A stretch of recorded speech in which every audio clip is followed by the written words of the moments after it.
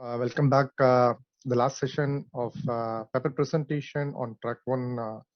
We have two more sessions, and we'll start with paper XLBIST verification of Netlist-based emulation. Authors are coming from Samsung Semiconductor India Research Limited, and Madhukar, Ramegowda, Harshal, Kothari, and Somasunder and Kattepura Sreenath is going to present this presentation. I think something is different when you come to the BIST point of view. Hope we'll hear more from Madhukar and Harshal and Somasunder. Which is stage on this too. Thank you.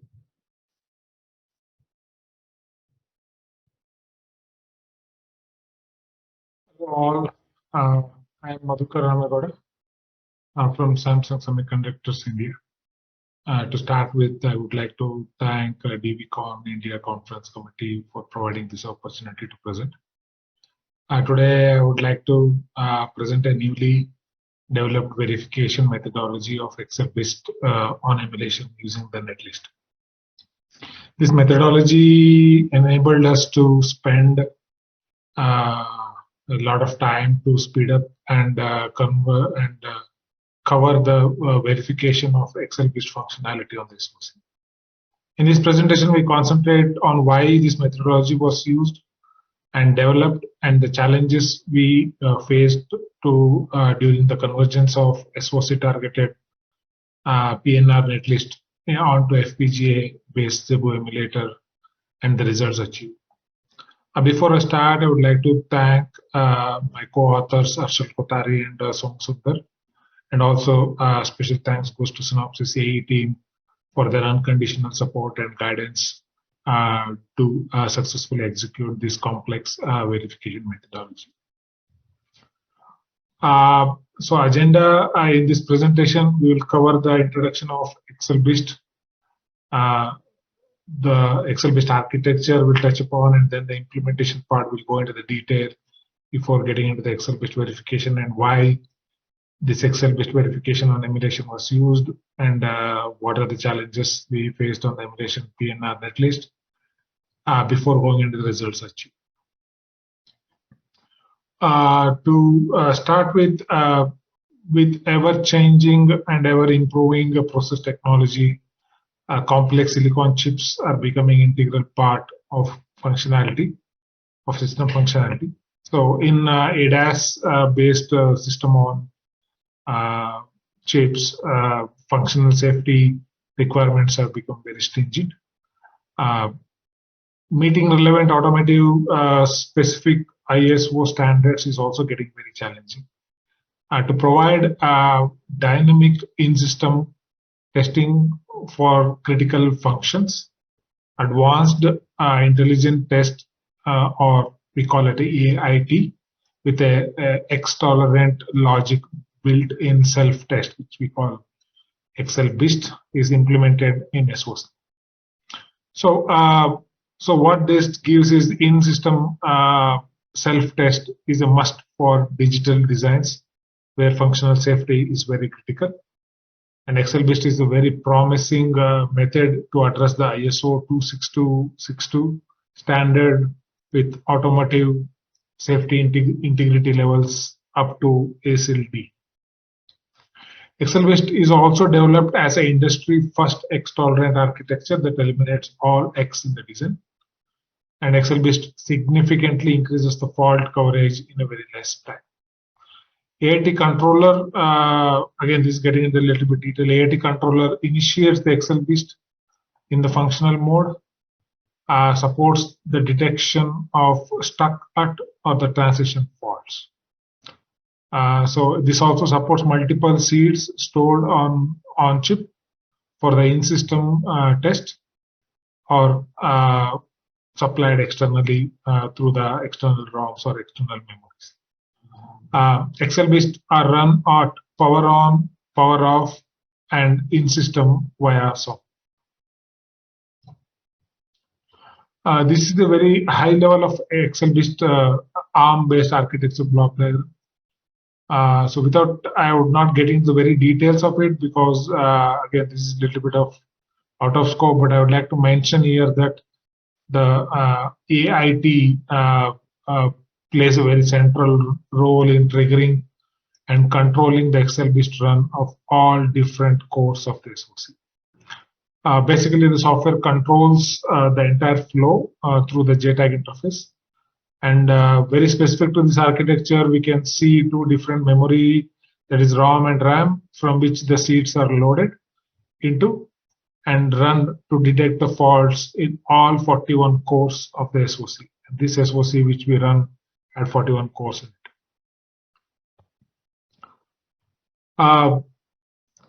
Getting in the implementation part, so this methodology or the solution which we implemented was implemented using Synopsys developed solution of XLBIST and AIT controller. This XLBIST supports multiple functions like power on self-test at stuck-cut function detection during the system boot. It supports in-system test at stuck-cut and transition fault detection. It also supports status monitoring through registers in central power management unit, PMU, as well as dedicated GPIOs. And it also has power of self-test at stuck-cut fault detection during the system power down. So as I explained earlier, XLBIST is triggered using the AIT controller from PMU through the control interface. And the AIT controller starts executing the code from ROM or RAM based at the start address provided by the PMU.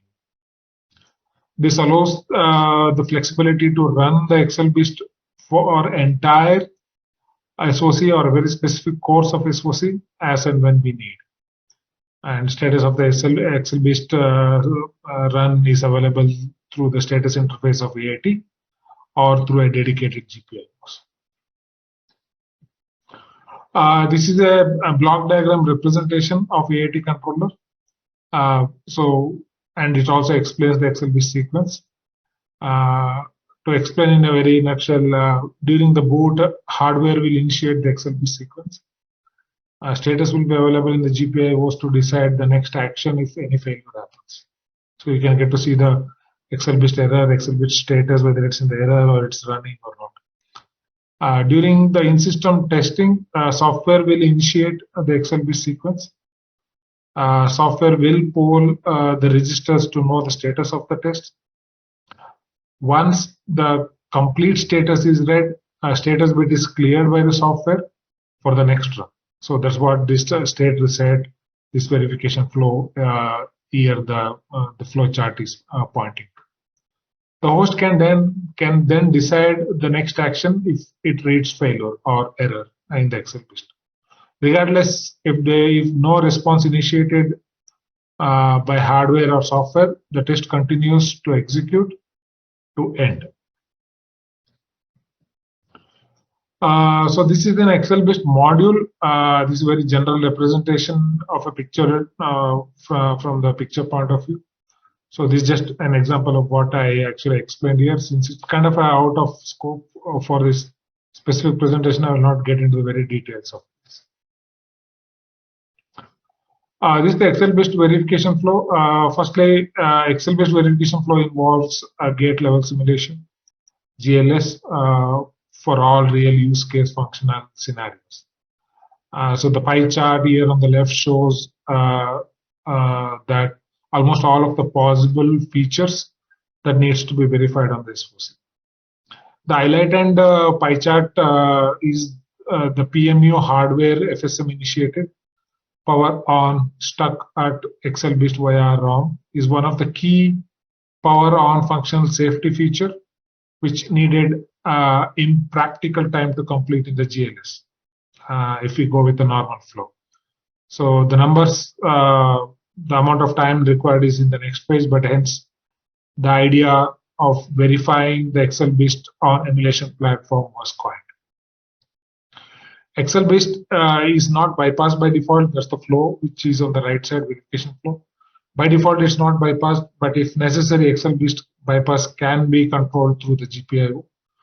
Power of XLBIST enable will be a configurable bit, and during booting, host should configure and program the global software reset and all blocks are initiated together.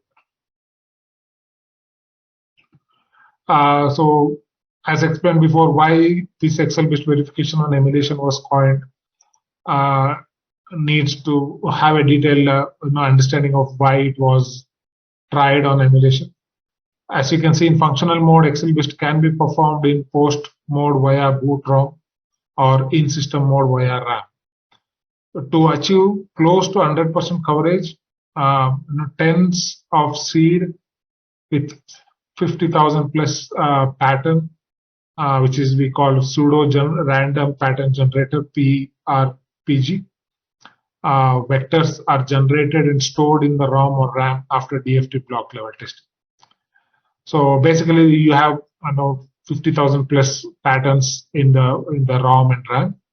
The on-chip MCU or host initiate the XLBIST run during the SOC bootup to detect the stuck-cut or transition faults. The runtime of these vectors are in the order of few seconds on silicon, which makes it very, very impossible to exhaustively cover in simulation, as it turns out to be taking days of simulation run on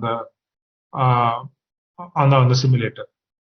So because with this method, achieving 100% stuck-cut fault, we call SAF, stuck-cut fault coverage is extremely challenging. It was challenging.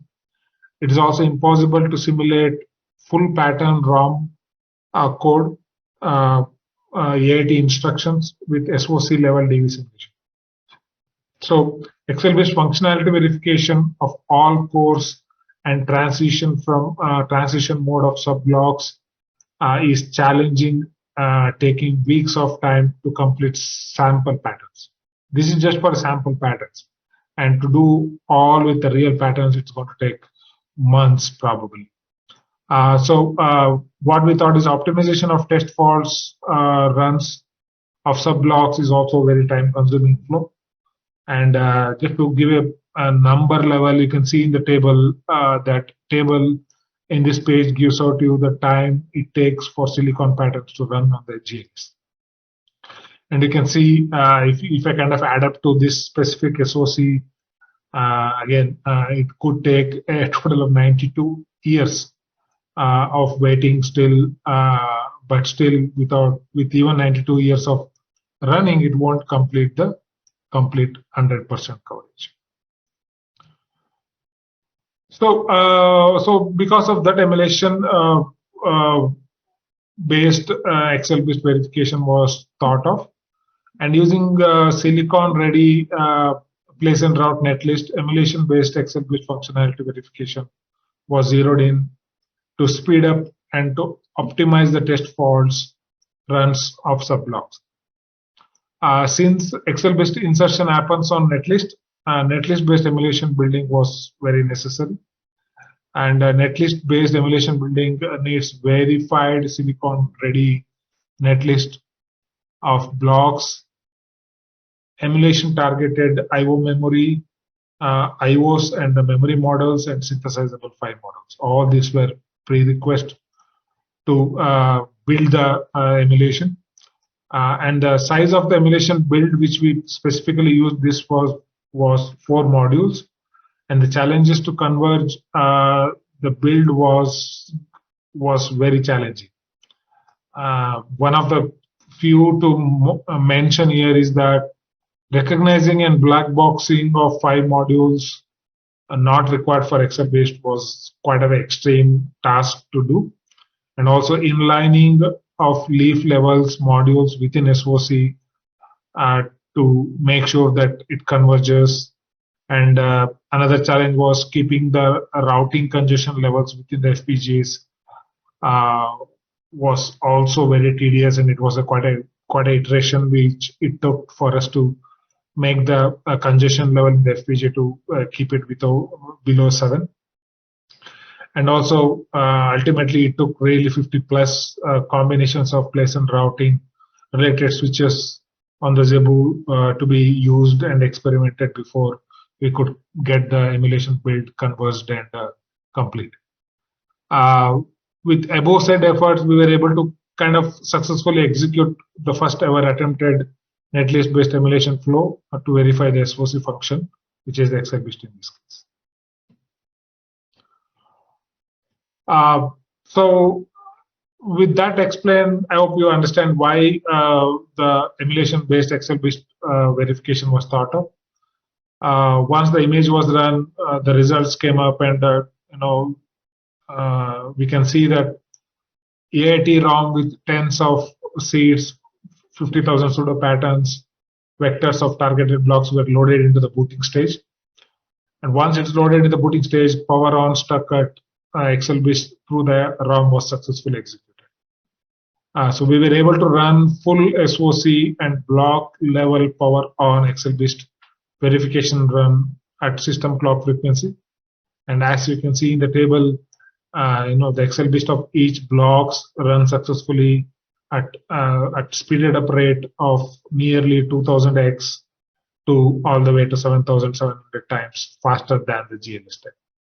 Again, different blocks complexity are different here.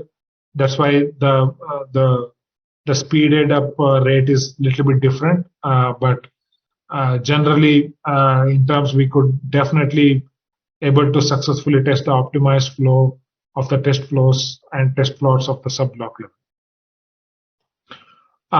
To summarize, the silicon-ready Netlist-based emulation flow was successfully established and verified. Again, this was the first time we did it.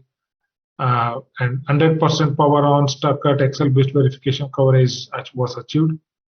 And post-silicon debugging of fault situations is made very, very easier. Any faults after the silicon bring up or during the silicon bring up was very debugged easily, and was we could figure out where the faults is happening using this flow rather than going back to the simulation flow, which takes weeks and months. And then faster and optimized verification methodology enabled for future reuse. That's something the reason why we actually wanted to do this is that in future, a lot of this functional safety related features like XLBIST will be coming into the picture, and this proven methodology will be enabling us to use it in the future SOCs. And again, thanks to all the efforts of design verification stage, post-silicon test results match the emulation results, and no silicon issues was found, and we received appreciation from our customers for this efforts, which was well appreciated inside the organization and the customer level also. What we plan to do in the future with this methodology is to run different. We want to take this newly developed methodology forward and expand its scope to future SOCs. Specific to this SOC, we run different combinations of blocks and sub-blocks matching real use case. We plan to build and run database with externally developed compatible SRAM memory models, because this SOC specific was run on a ARM specific models. Only one specific models was run, and we are also exploring the possibility of testing other functional modes of XLBIST, like you saw in the pie chart. There are other functional modes which we are trying to test by running the database on functional speed clock. We also incorporated this verification methodology for future SOC functionality verifications.